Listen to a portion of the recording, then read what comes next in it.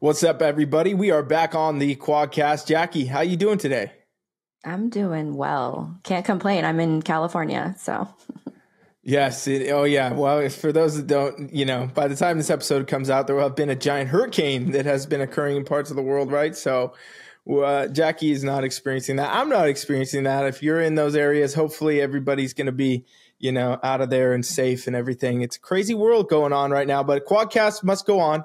Quadcast is here. We are ready today to do part 2 of kind of what we were talking about last week, or I guess it's not a week now, but last episode. Go check that out if you missed it, where we talked a lot about foods and prep and, all of that involved. And today we're going to dive deeper into foods, kind of like how to pick your best food choices and what is going to be most optimal for your health, your wellness, your longevity, all these things, and our opinions about those things. So, Jackie, first, let's kind of go into, obviously, we talk a lot about competing on this podcast, but we also talk a lot about overall health and wellness in those realms and those areas. And, there is a point where it comes down to the factor of everything blending together in the way that, we want the most optimal health. We want somebody to be the most optimal. And, you've done this several times. We've talked about your competition journey. Let's talk a little bit about, just for those that maybe didn't hear the full last episode, some differences in, your prep approach before versus now, maybe food choices, and then we can get into really the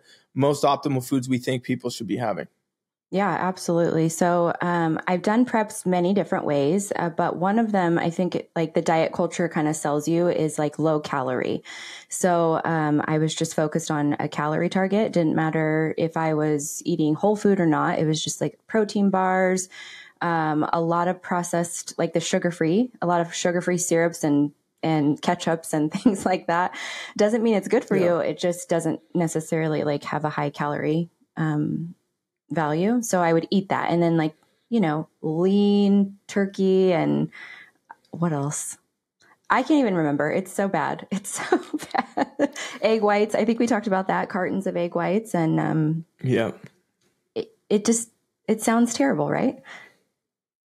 Yes, it does, especially when you've been to the other side of it, right? And many of our listeners are, competitors, or at least those people that have experienced dieting. And you do run into this. You're basically inundated with this whenever you decide hey, I'm either going to compete, so I got to attain a really, high level physique, or I want to lose 50 pounds, whatever it is, 10 pounds, 20 pounds, doesn't matter.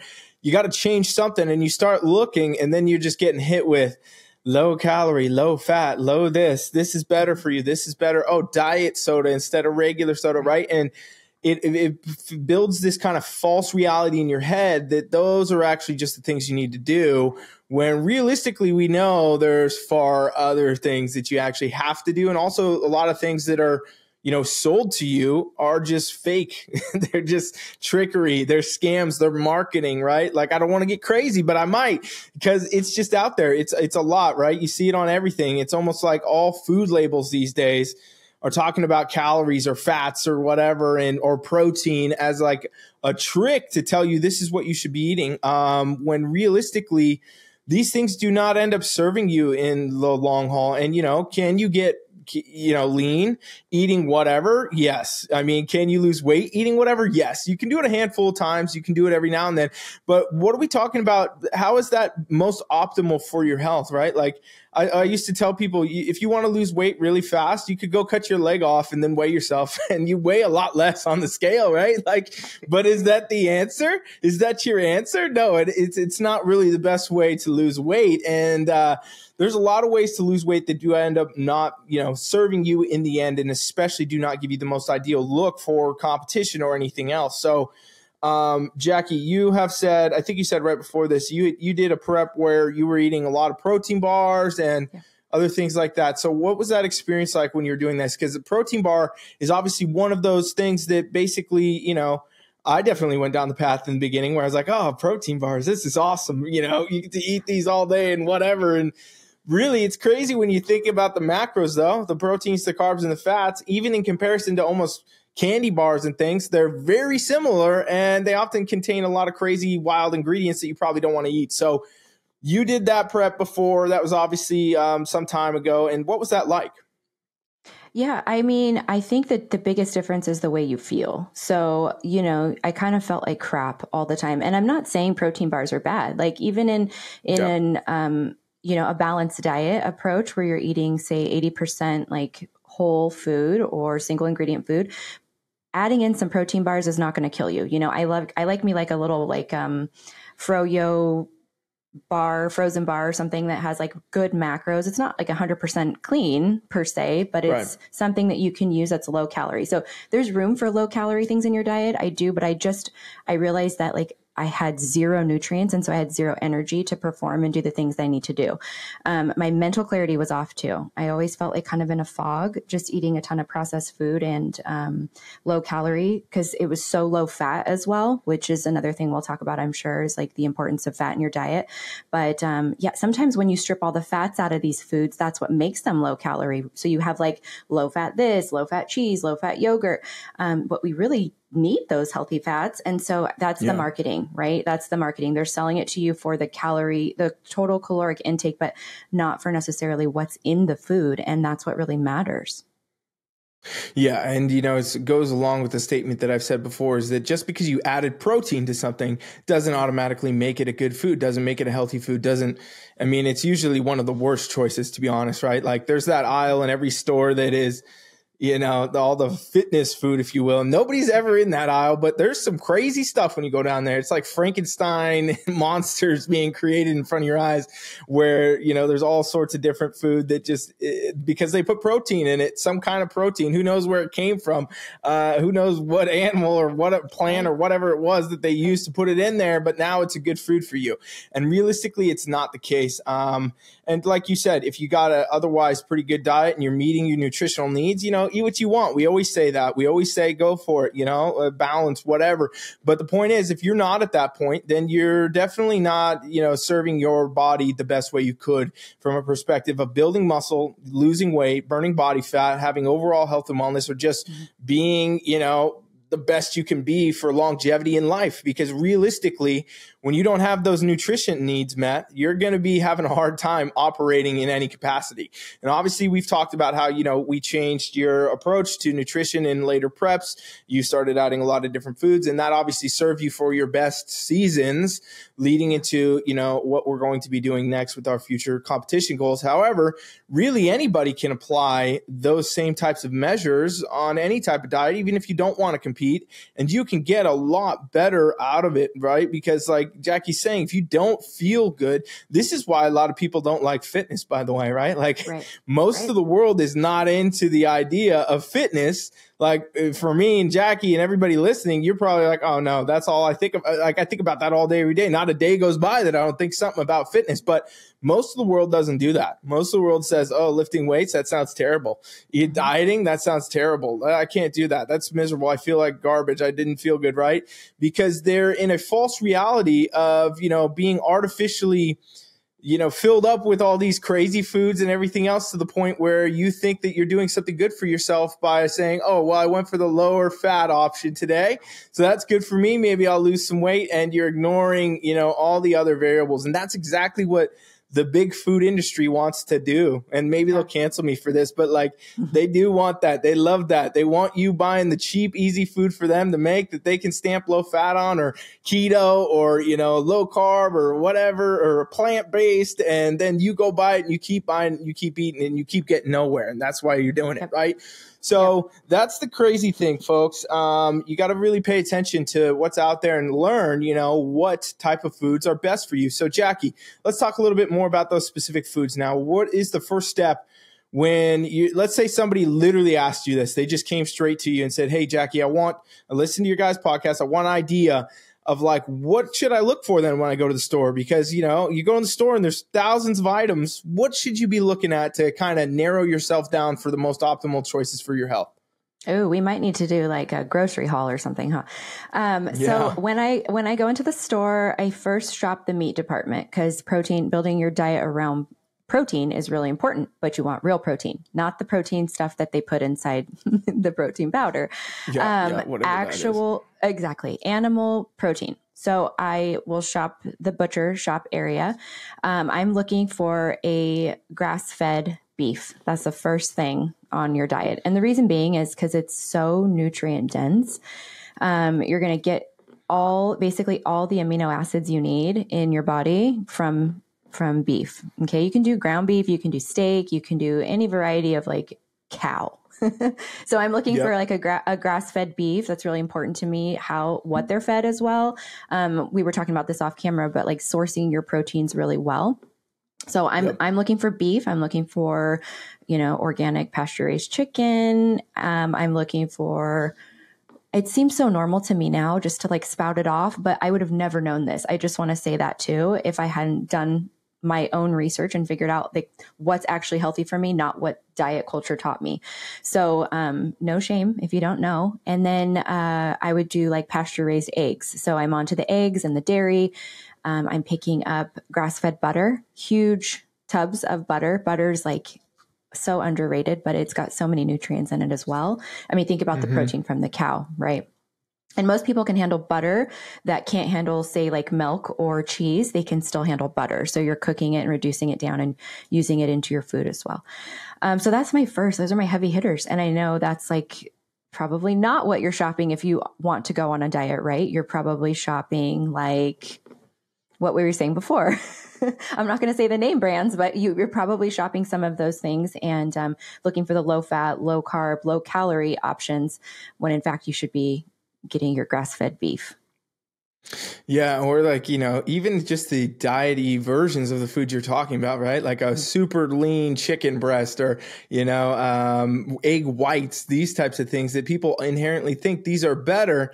Egg whites are some of the craziest things to me because like, it's like, it's been around for a bit now, but like it's also been universally known for so long that didn't make sense. And yet people eat them constantly. And I'm like, whoa. So literally you've taken a whole egg. I mean, it doesn't sound crazy, but it sounds crazy. You've taken an egg, you've removed part of it, and you just put this one small part of all of the egg together. So you're actually eating like, like if I've eaten egg whites ever, which was a long time ago, and I did it like once, and I was like, what is the point of this?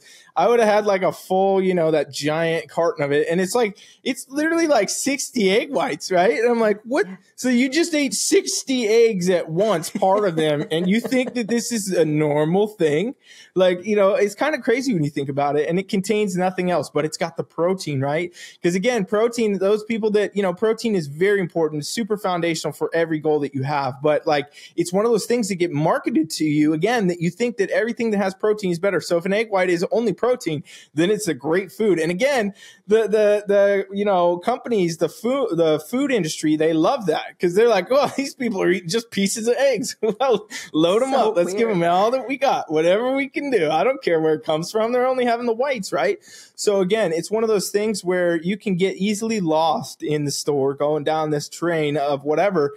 And also too, we have to talk about the fact that for a long time, a lot of the foods that are now becoming pretty well known again, like thankfully due to hopefully podcasts like ours and other, people in the industry and people trying to have an independent voice about things are going against, a lot of what has been told forever that you shouldn't eat. You shouldn't have butter. You shouldn't eat, red meat. You shouldn't do these things. And a lot of these nutrients that you get, you're only going to get them from those types of items, right? And you're only going to really be able to get those there, not from the ultra processed foods or the processed foods in general, or even the processed fitness foods, right? So that is something to really pay attention to, folks. I mean, what you're talking about, Jackie, is really kind of, few ingredient or single ingredient food. Like you were saying, as we were talking before this, those are the optimal zones to kind of look for your proteins. What about your carb sources? What's your opinion on carbs first, foremost? Let's talk about your opinion here, right? Carbs for the people that are trying to compete or people trying to lose weight or anybody. Like, do you have a different opinion? Do you have a different approach? Do you avoid carbs like the plague? Do you eat carbs or is there a hierarchy in the ones you would or would not have? Yeah, carbs are kind of a funny thing, right? And I think that's the one macro everybody gets the most hung up on. I'm a basic bitch when it comes to my carbs. I like sourdough bread, white rice, and potatoes. So like any variation of like a root vegetable, even like carrots, but they have to be like from the soil. And yeah, that's just, oh, and I like honey and I like fruit. So like bananas and mangoes, and I love fruit. So that's the carbs I'm going for usually over anything. And I'll put a big old piece of sourdough bread in the morning with a huge piece of butter on it. I love carbs. Yes. Carbs are everything. Yeah, definitely. And so, do you find with clients or anything that you have to give, specific recommendations for carbs, or do you kind of just let people go with what they want to do and see how they feel with it? It depends on the goal. If it's a lifestyle client, then those clients have a lot more autonomy in their meal plan. Like they can choose to pick the carbs of choice because it's a lifestyle. You're going to live it. Competition prep, then we're more focused on the best carbs that are for their body. So I had girls doing veggies, some doing no veggies, some doing fruit, some not. Like it just depends. It depends on the client. Some people couldn't tolerate my, like jasmine rice in the beginning. I had a client that couldn't tolerate that because she'd not been eating it. So then once we started integrating it slowly, she didn't retain as much water as she was used to before. So it's a lot of testing that goes into programming a client and seeing what foods agree the best with their body, Yes. Awesome. And, I guess we could also say there's a third tier to that is if you want overall optimal like health and wellness, there's other things you got to consider there too, right?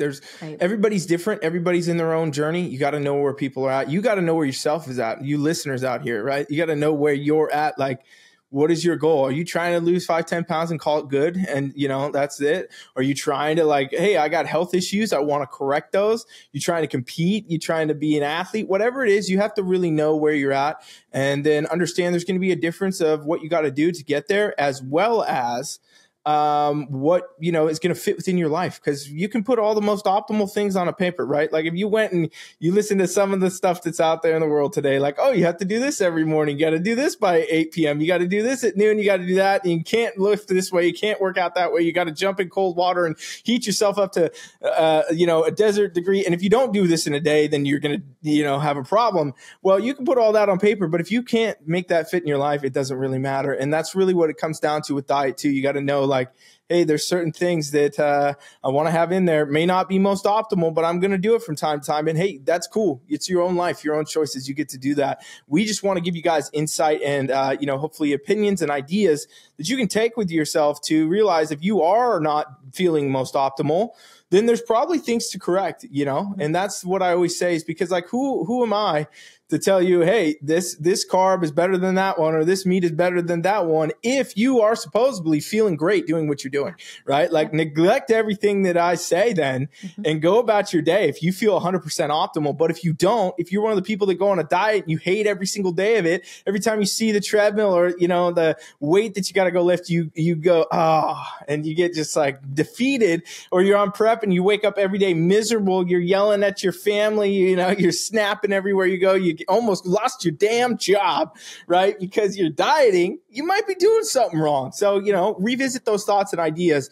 And carbs are one of those things, where again, that is the most talked about macro and also probably the most flexible one in a lot of ways because, there's people that can function with 0 carbs and they do just fine and that works for them. And then there's people that have 500 a day and they do just fine and that works for them. And most people are somewhere in between and that's going to be what is most optimal. But definitely, I think it's important to say you should always be playing with your food choices, right?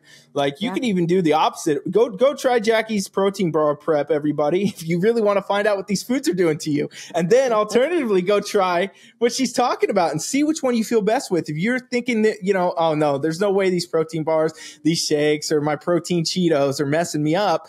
Well, why don't you go eat only that and tell me what happens, right? Because then you'll find out very quickly what's going to happen. You'll notice because once you switch to very good, single ingredient or few ingredient whole foods, so to speak, you notice pretty quick, right? Like the differences, I would say. Don't you think, Jackie? Oh, yeah. Oh, yeah. I actually had a college girl hit me up. She's a family friend and she's like, what can I do? I'm busy. I'm in lab all day. And she was an athlete before. So she's got these questions like, I used to train really hard. I used to do all these things and now I'm not doing that. So I can't eat what I used to eat, right? I can't eat my Takis and my Cheetos and all that stuff and still not look the way that I want to look. So we were talking about her diet and she's picking up these protein drinks that are pre-made, like a pre-made drink. And I'm like, send me the ingredients.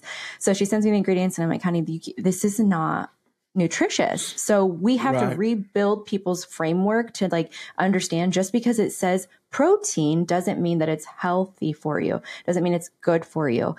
You might hit your macros, but where are your nutrients, right? And then what else is in here? What is even this? What is that ingredient? We shouldn't eat that. So, just trying to help people understand, like, packaged food is usually like, there is a easy way to prep all this food and make it easy to go. You can take it to go. You don't have to just eat your beef at home, you know? And I think that's the thing too. There's better options.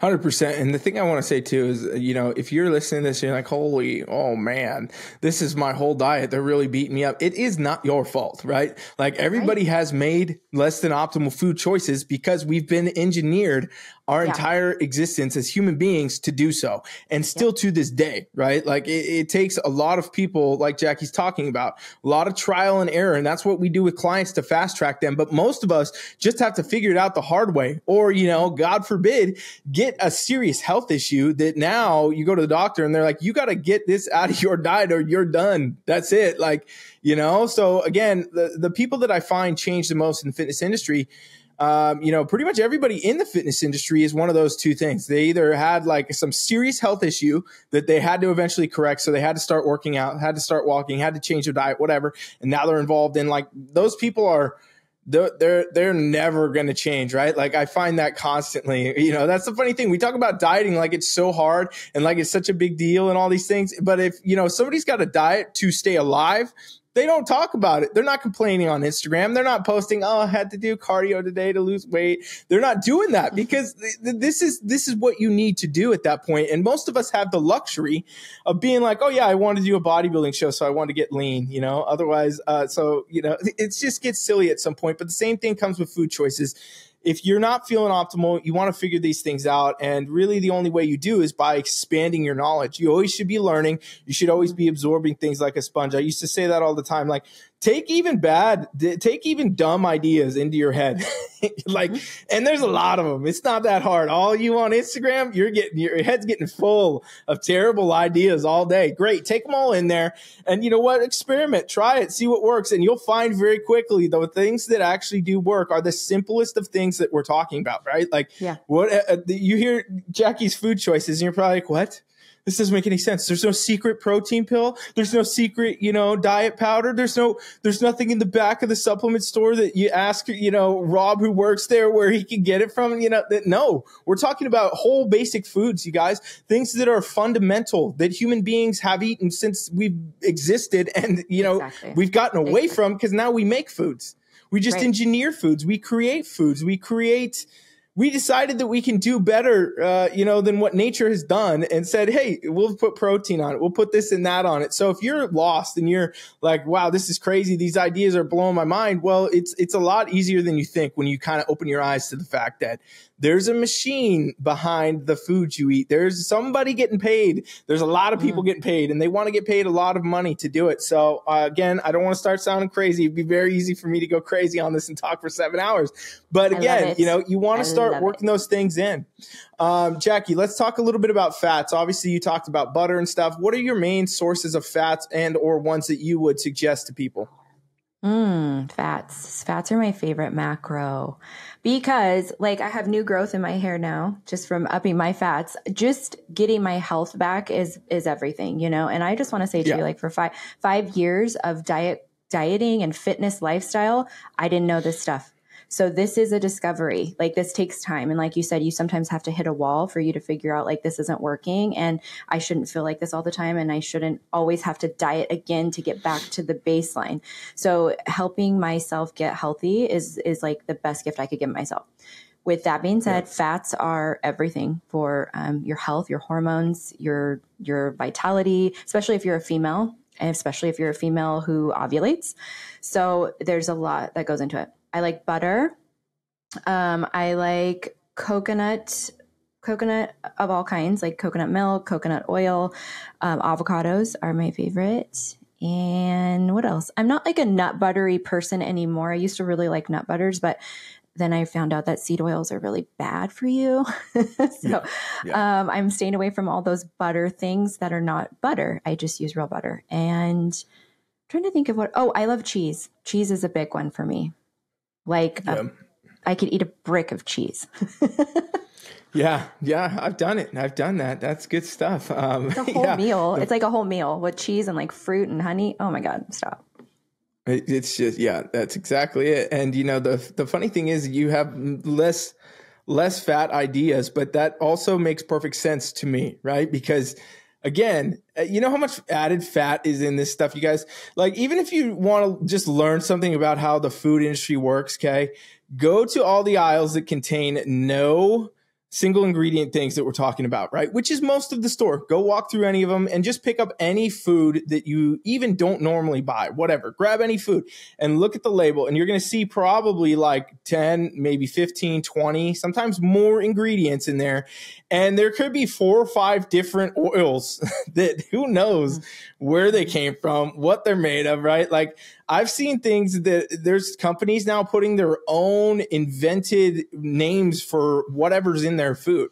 Like, it's crazy. It's like, oh, this is this brand's flavoring. What is that? You just invented, you just made that up? Like, where did that come from? You scraped that off the floor, some bathroom, and put it in the cookie? I don't know. Maybe you did. Maybe you didn't, because you just named it. And that's nothing that I know about, right? And that's the thing. When you look at these, you'll start seeing all this. So like, oils getting added to everything. And that's what a lot of people think of as fats. Like, they're like, oils. Yeah. Oh, good. Cooking oil, all these different oils and things. But again, why are we artificially separating, oils and bringing them into other foods when you could just have foods that contain fats? Go figure. Right. A whole egg. Guess what, you guys? We talked about egg whites. If you eat a whole egg, it has fats.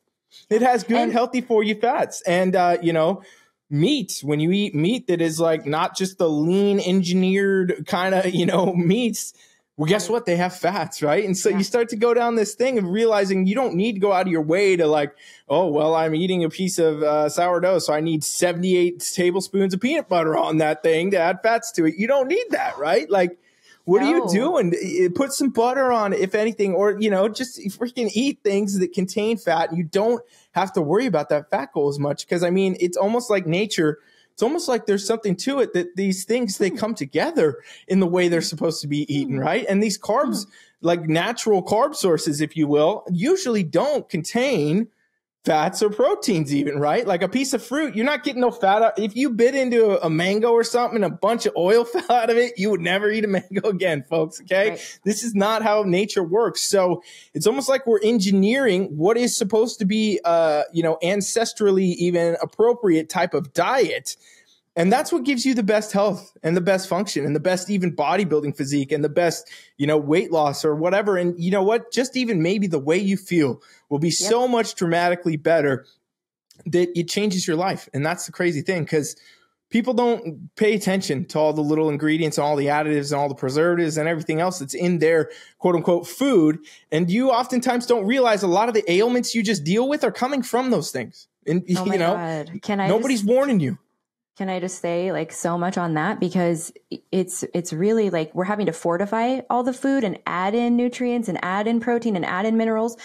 You don't need to take added collagen if you're eating beef, like you're eating the collagen, right? So we have all these supplements to make up for like our magnesium. We have to take this vitamin, that vitamin. Why? Because we're not eating the nutritious whole food. So you're fortifying everything with all these added minerals and all. It's crap. If you have to add the nutrient to it, it's not nutritious. Let me just say. 100%. It's not nutritious. And it's also, again, just another way for somebody to get paid. It's another way for somebody to go out there and be like, oh, well, we made a multivitamin because you don't need to eat actual things that contain vitamins, because we don't want you to. We want you to eat the stuff that comes in the box in the plastic wrapper, and it's cheap and easy. And you know what? Bodybuilders are not immune to this, right? Like, we talk a lot about competing, and people competing will be like, no, I eat my chicken and my rice. Okay, well, again, nutrient void diet. Let's just talk about that. If you eat chicken and rice with asparagus 6 times a day, you have a problem, folks. Okay, you ain't doing the best you can be doing for yourself. But that's true, not really what bodybuilding has become at this point. Like, bodybuilding in a lot of ways has become trying to figure out how much, healthy junk food you could fit in your diet and still get on stage. It's kind of wild, but I see it every day on Instagram. You'll see it. You'll see people like, oh, look at my new thing. This is these energy drink, this new drink that I have, this new flavored whatever. And you're like, what the heck are you doing? And then you hear about all this miserable stuff, people on prep. Oh, it messed up my hormones, my gut health, whatever. Maybe it was the protein Cheetos you were eating for breakfast every day, folks. What are you doing out there? So, you're not immune if you're out there and you're having these ailments and these things. And it's amazing to me. I've seen over the years working with clients, right? Like, because we, in Team Flex, we train a lot of people and a lot of people do macros, so they pick their own foods, but we still get to see what they're doing. And a lot of times, I'll have a client that comes to me and they'll say, hey, my knee's been bugging me. Something's going on here. Knee's been hurting. All this has been hurting. And I'll be like, first thing I do is not go, okay, their knee's fucked up. They got a bad knee. We got to cut that thing off. Let's get surgery on that thing. No, first thing I do is I'll go, okay, you're eating something inflammatory. I'm going to take a look at your diet. Let me go take a look. And then I go look and I'm like, what were you doing on this day?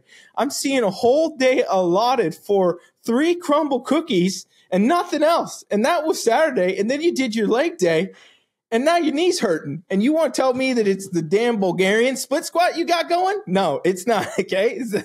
It's the same thing, but nobody thinks of it. Or you see, the notorious one of them is the Starbucks drinks, right? Like a Starbucks drink is basically a milkshake. It's basically a protein smoothie. Without protein. Like it's just like they say they do things, but it's just crazy. So it's not the way to be. It's a lot of times diet and things that you have these ailments. I got a bad shoulder. No, you don't. You got a cookie addiction. You got something wrong that you're doing that's causing you these problems. When you just remove that, all of a sudden these things go away. And this is why a lot of, very honestly, restrictive diets do end up having a lot of success. People even like on prep, they'll dramatically change their foods. Even if it's less than optimal, they feel better on prep a lot of times than they do off prep. And it's because you reduce the amount of junk foods in your diet. So really anybody out there, even if you got like 150 pounds or something you want to lose and you're somehow listening to this podcast this long, we love you. Thank you for being here. If you're out there and you're like, oh man, I'm starting from freaking rock bottom. I don't know where to go. Just make a little bit better food choices, right? Like my strategy for clients, if they're nowhere near trying to figure out like, okay, do not write down everything Jackie said and just go eat that. Like that'll be too hard for you. I'll tell you all out there, this is a progressive thing. Jackie didn't do that in one night, right? Like I'm not changing my food choices in one night. What you are doing is you're piecing through your life and improving as you go, right? Like where you want to be able to be like, okay, tomorrow, well, maybe instead of chicken breast, I'll try chicken thighs because Coach Ryan and Jackie said there's a little bit more fat in there. I'll try that. I'm going to ditch the egg white tomorrow and try just, a whole egg, see what happens. Maybe I'll die, test it out, see what happens to you. But at the end of the day, you make one small incremental change and you go through it and you just continue to get better. And then all of a sudden you are feeling, like a totally different person, which, anybody who's done fitness stuff long enough can say, oh, there was that version of me that year. There was that version of me that year. There was that version. And then even today, we'll look back on this in 2 years and be like, wow, what the heck were we talking about, right? Because we've learned so much more by then. That should be what your goal is. Anytime you have a fitness goal, your health is in your control. It's literally one of the only things that we actually do control. You need to go out there and you need to take care of it. Don't expect anyone else to do it, right? Don't expect your mayor or your governor or even the damn president to go out there and fix your health for you. You got to fix your own health, folks, and you're going to be the only ones that can do it. Me and Jackie, we're not even going to do it, right? Like we could give you you could hire us to train you and we do damn good work, let me say. And if you don't go do the plan, you don't go execute, you don't go actually make a decision with yourself that it's time to change, it will not work, folks. So, your health is yours and you really got to go out there and take control of it. Yes. Oh my gosh. Amen. Amen. Amen. So Jackie, one more idea here, right? I know you have questions too. I should have said this earlier, but we have some questions we're going to answer at the end here, guys, in a couple minutes. Do you think that there is a difference, right, in the progressive goal of, let's say, somebody who's just dieting to lose some weight or somebody who's dieting to be a competitor, in the sense of food choices they should make, right? Like aside from the fact that we know competing is a more optimal, more advanced goal, right? Like a harder goal. Yeah. Do we really think, though, that there's a lot of differences in those food choices? Like, should people that are trying to bodybuild basically be going to the supplement store and buying all these different products and stuff, right? Because that is what people think. Like, do you think they need that, or do they need to just focus on simple, basic foods like everybody else we're talking about? I think everybody benefits from a nutritious diet. Everybody. So even like people that are lifestyle clients, we're starting from scratch. We're like, okay, what are you eating?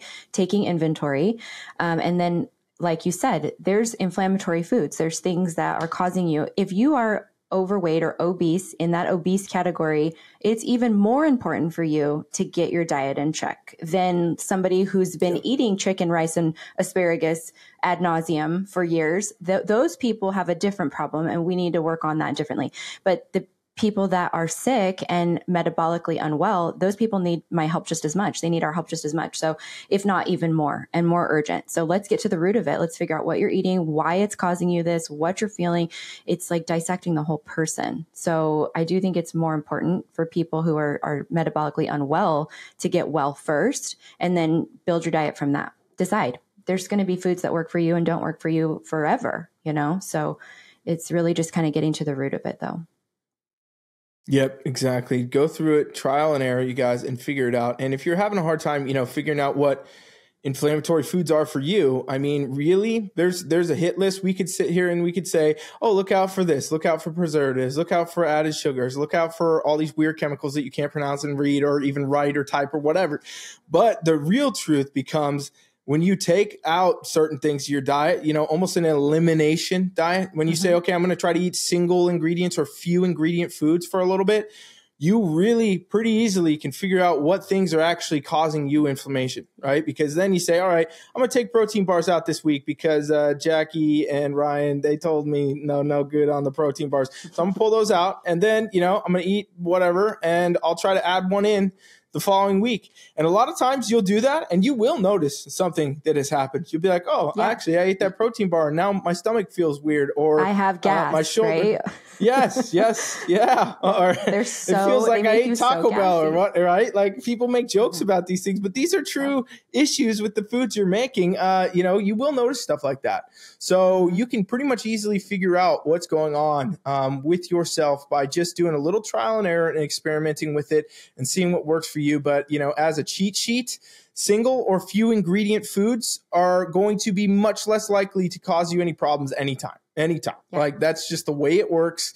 Eating some meat, eating some cheese, eating some butter, eating some whatever rice, a little bit of bread here. Depends on the bread, though. Don't go wild with the bread. If I see you going crazy with some of that bread in the store, I'm going to find you. Okay. Some of that bread does look like a dang science experiment, and somehow it'll last on the shelf for 6 months. So I don't know what you're doing to that bread, but there is ways to do things. But just experiment, try it out, folks, and see what you feel, see what feels different, see what feels best to you, and you do find the answer. But the point is, you should be finding that answer. You shouldn't just be okay with dealing with ailments and less than optimal health and other things. You have a right as a person to be able to live your healthiest, happiest, longest life ever, and you control that. So I really think it's important to experiment with that, even if you are a competitor and you think you're above the rest, which is also not true, folks. All right, let's get down to our questions, though, Jackie. I know you said you had a few questions, so let's bring those to play, answer those. And you guys, anytime you have other questions, if this has sparked any questions or anything, comment them. We'll get to them. We'll circle back, and we'll do those next episode too. Okay, so this one says, also, please help me debunk the red meat. That red meat is bad for you. So I think we kind of did debunk that. Red meat is not bad for you. Tell us why it's good for us, Coach Ryan. Yeah, I mean, red meat honestly feasibly contains every vitamin that a human needs to survive. Like, people don't know this. People don't understand that. It literally does. This is why people can do carnivore and they're okay. Carnivore is an extreme diet. Don't get me wrong. Wouldn't tell everybody to go do carnivore today, but you can do it. And you will not die because it contains literally all the vitamins and nutrients that you would need into exclusively just red meat. So again, it's one of those things that it's about the nutrient density of the food you're having. You're not going to get that in a chicken breast. You're not going to get that in a lot of even other meats because they just don't have the same compound. But red meat, for some reason, has literally all kinds of vitamin, nutrients, minerals, and usually it comes in a better ratio too of protein to fats, right? Like a natural sort of ratio, not an engineered one, right? Like chickens and things, chicken breast and all this. Has anybody ever thought about how weird that is?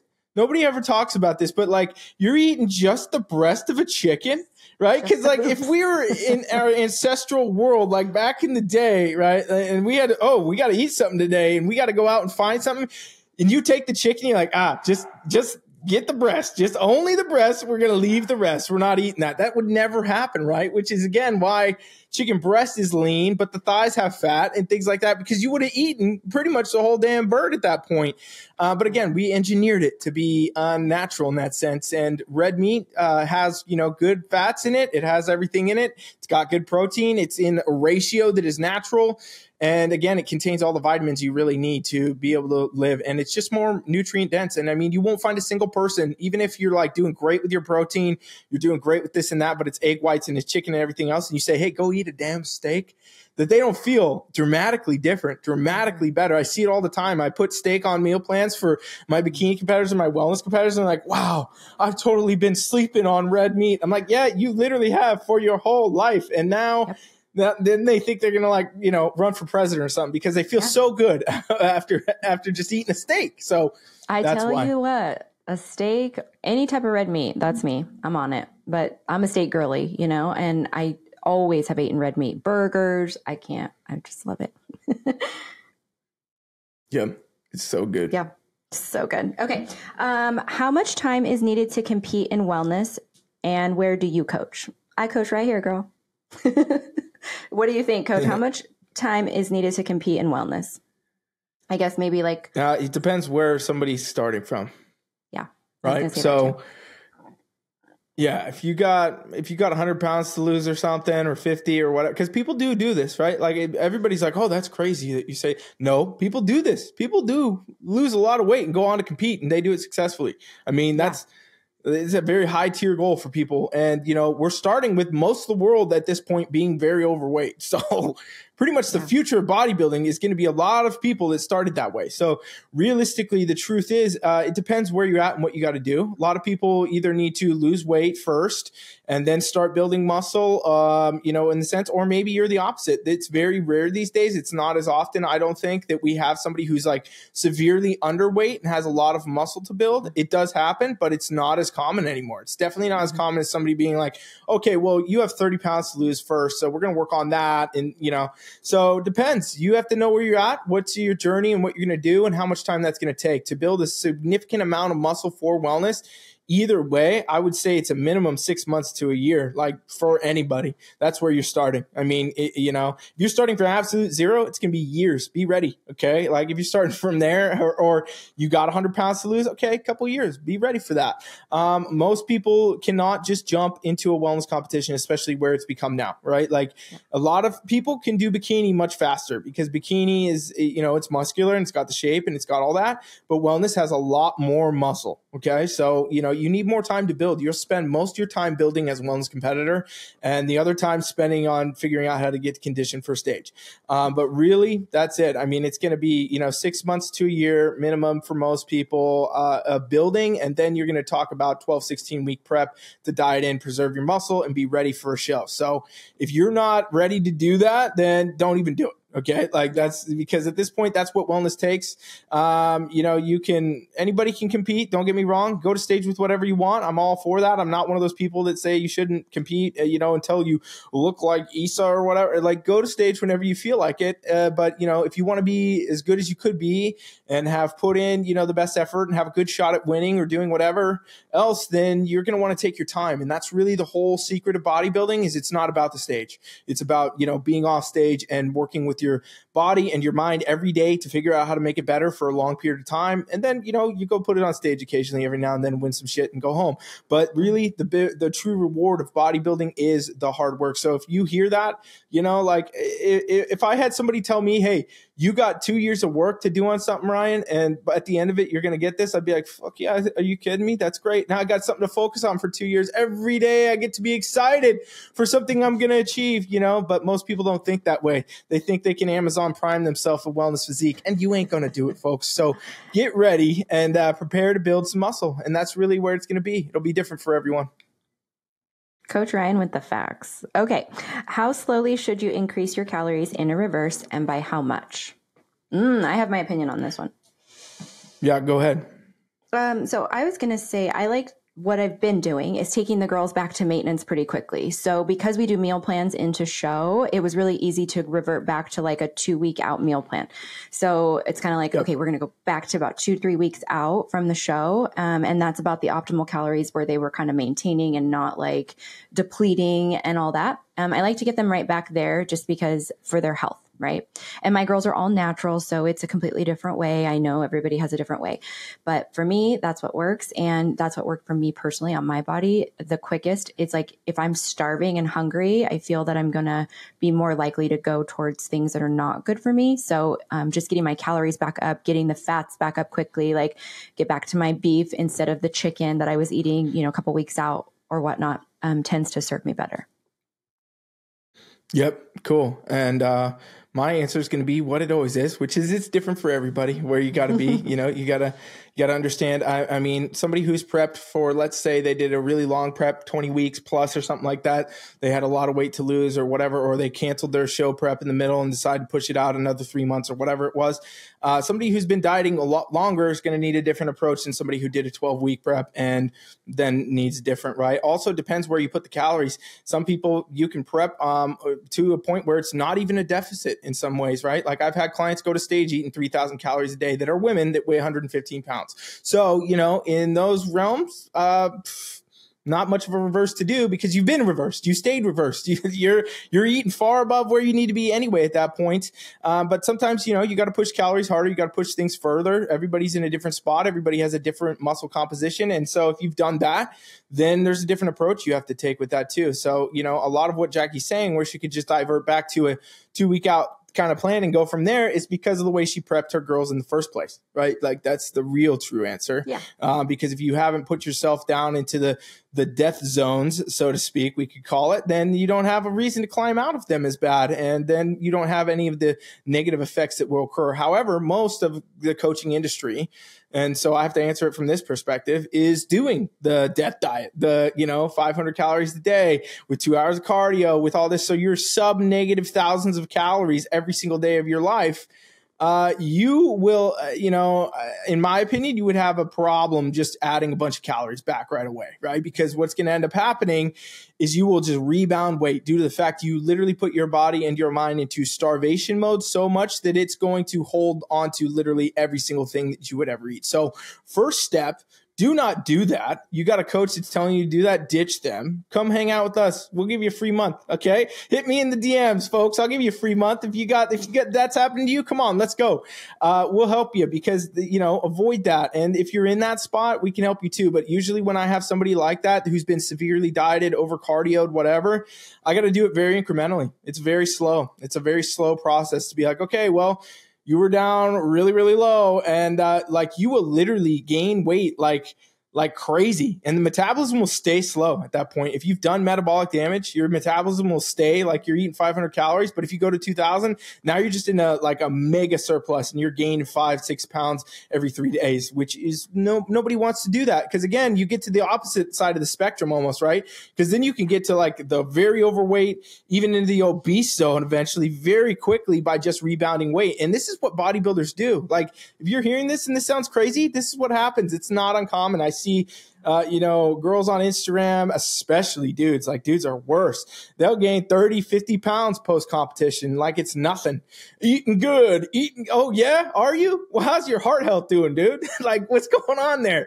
You're about to drop. I mean, you know, and so like, you got to be careful with that stuff. And sometimes it's better to say, okay, well, you already messed up this piece. Shouldn't have been that diet. Shouldn't have done that much cardio. But to avoid us going to the opposite side of the spectrum, we're going to go a little slower here. We're going to do this incremental, and just, we're going to go up maybe 100 calories this week, see how you do. Go up 100 calories the next week, see how you do. Go up, do things like that. Sometimes you might have to do that to avoid the rapid weight gain and body fat gain that would actually end up causing a whole separate issue, right? Because it's bad to be on either side of the spectrum. It's bad to be in the obese zone for your health. It's also bad to be over dieted in the chronic cardio with no calories zone for your health. It is worse to be in the yo-yo of it both, where you're going, in and out, in and out. That's a recipe for some serious problems that could potentially last the rest of your life, which is what a lot of people do. They gain a lot of body fat after prep and they say, okay, time to prep again.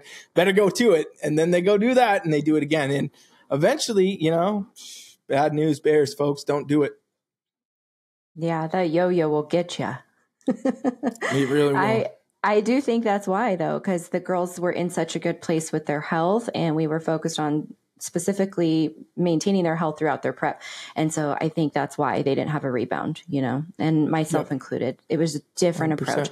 And that's like the message of our story, is that you can do this healthy and you can diet healthy. You can take your health back no matter what it is and where it's at. And we can walk you through it. Yeah. And you should do it. You should do it, folks. Do we have any more questions, Jackie? Is that it? That was the last question of the day.